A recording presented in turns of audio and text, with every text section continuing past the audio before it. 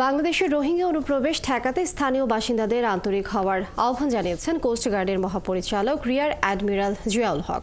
সকালে টেকনাফের শাহপুরীর দ্বীপে গরিব দুস্থ শীতার্থ পরিবারের মাঝে শীতবস্ত্র বিতরণ করার পর সাংবাদিকদের প্রশ্নের জবাবে তিনি এসব কথা বলেন। জিয়াউল হক বলেন, মিয়ানমারের সংঘর্ষের কারণে রোহিঙ্গারা অনুপ্রবেশ করতে চেষ্টা করছে।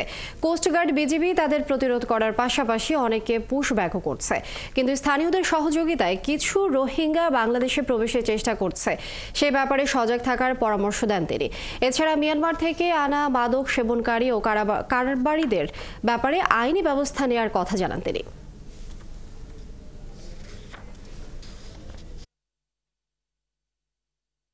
প্রবেশের যে প্রচেষ্টা বা কার্যক্রম, এটাও আমাদের নিয়মিত চলমান রয়েছে। আমরা প্রতিদিনই কিছু না কিছু রোহিঙ্গাকে যারা এখানে ইনফিলট্রেট করা বা ঢোকার চেষ্টা করছে তাদেরকে আমরা পুশব্যাক করছি।